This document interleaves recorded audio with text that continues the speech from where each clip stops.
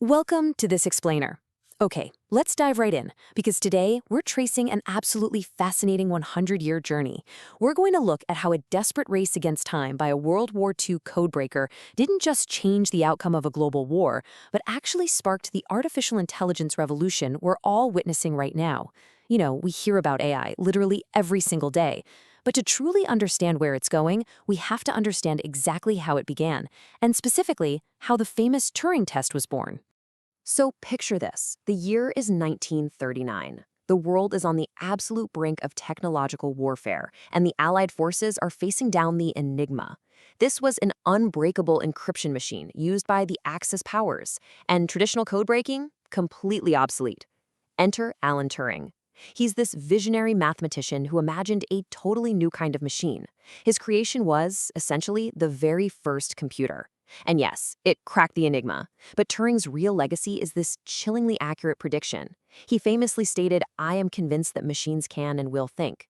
That was a massively bold prediction, and it fundamentally set the stakes for the next entire century of technological innovation. So here's our roadmap for today. We are going to explore 6 distinct phases, taking us from those early philosophical origins of AI all the way to the modern imitation game. Let's get right into Section 1, the origin of the Turing test. Alan Turing knew that arguing over the philosophical definition of what thought actually means could literally go on forever. So, in 1950, he did something brilliant. He forced the scientific community to grapple with a concrete, measurable challenge. He called it the imitation game. Today, we know it as the Turing test. It's a test to determine if a machine can exhibit intelligent behavior that is completely indistinguishable from a human. He effectively created the ultimate finish line for human engineering. Can you build a machine that completely fools a human into believing it's alive? This concept etched AI into the public psyche. I mean, some folks back then realized this whole thinking machine idea might end up being even more important than the atomic bomb. Moving on to Section 2, we have the hardware revolution. Having a finish line is great, but actually running the race is a whole different story. Before scientists could even dream of passing the Turing test, they had to overcome some massive physical limitations. Back in 1946, militaries realized the power of computers, but they were powered by vacuum tubes. Think of them as giant, incredibly inefficient light bulbs that required massive manual labor and literally took up entire warehouses. Then, in 1947, a physicist named Bill Shockley imagined using germanium to create a semiconductor, and boom, the transistor was born. Suddenly, computing power shrank from the size of a warehouse down to your fingertip. But even transistors hit a wall, because early on they could only do one thing at a time. If you wanted a million calculations, you needed a million separate transistors. That limitation led Bob Noyce to create the integrated circuit in the late 50s, which finally allowed multiple transistors to operate together in unison, almost like a network. And the crucial takeaway here is that a staggering 92% of the world's computing power today can be traced directly back to the specific era. Bob Noyce was part of a group known as the Traitorous Eight. There were these brilliant defectors who left Shockley's company to start Fairchild Semiconductor. These defectors and the companies they later spun off, affectionately known as the Fair Children, which includes giants like Intel and AMD, well, they switched from germanium to silicon.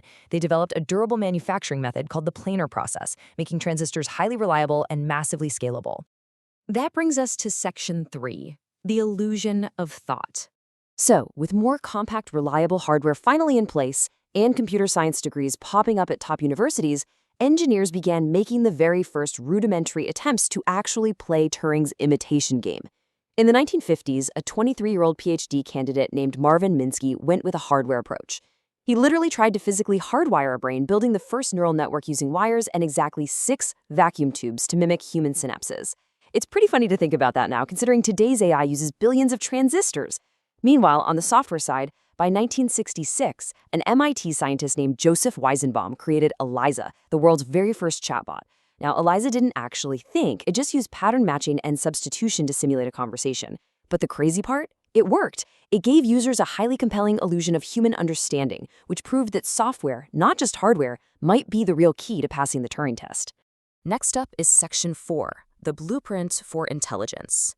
As personal computers completely took over society in the 1970s, 80s, and 90s, thanks to companies like Apple and Microsoft, the raw ingredients for real world-changing AI finally started to crystallize. In 1997, IBM built Deep Blue, an AI program that actually beat the world's best chess player.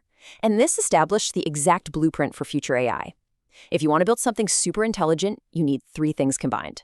First, large volumes of data. Second, strong algorithms, specifically machine learning algorithms like backpropagation, which was created back in 1986 by a brilliant scientist named Geoffrey Hinton. It's what allows a computer to actually learn from its mistakes. And third, you need brute force compute power. Data, algorithms, compute. That is the holy trinity of artificial intelligence. Which sets the stage perfectly for Section 5, AI's Big Bang. Going into the 2000s, internet giants like Google, Amazon, and Facebook were tracking our digital lives and generating more data than all of humanity had in a century. This massive influx of data set the perfect stage for 2012. We call this moment the Big Bang of AI. Remember that 1997 blueprint we just talked about? Well, it was executed flawlessly right here. Step 1, Dr. Fei-Fei Li launched ImageNet, which provided a massive open-source dataset of images. Step 2, our old friend Geoffrey Hinton and his students submitted a convolutional neural network model called AlexNet. But Step 3 was the real secret weapon, compute. AlexNet was powered by Nvidia's graphic processing units, or GPUs. Nvidia CEO Jensen Huang realized his video game chips were absolutely perfect for AI math, and he bet the entire farm on it. When these three elements finally combined, true machine intelligence was sparked. And that leads us to our final section, the modern imitation game. That 2012 breakthrough fundamentally changed the world. It proved, without a doubt, that deep learning was the future, triggering a massive, high-stakes corporate arms race to finally conquer Turing's imitation game once and for all. Google immediately went on the offensive. They bought up top talent, acquired an AI company called DeepMind, and developed game-changing models like the Transformer, which processes text data at blistering speeds. But you see, this rapid centralization of AI power terrified a lot of Silicon Valley billionaires, including Elon Musk. Fearing a closed-source corporate monopoly over super-intelligent AI, Musk and a group of others launched OpenAI. They aggressively recruited top talent straight out of Google to ensure AI development remains safe and, most importantly, open to the public. But, good intentions quickly ran into the harsh reality of that AI blueprint. Compute power is insanely expensive. OpenAI realized they needed billions of dollars just to stay in the ring with Google. So CEO Sam Altman executed what's known as the pivot. He stepped away from Musk's open-source nonprofit vision to broker a massive $10 billion partnership with Microsoft. Fueled by this capital, they took Google's Transformer technology, fed it absolute oceans of data, and launched ChatGPT in 2022.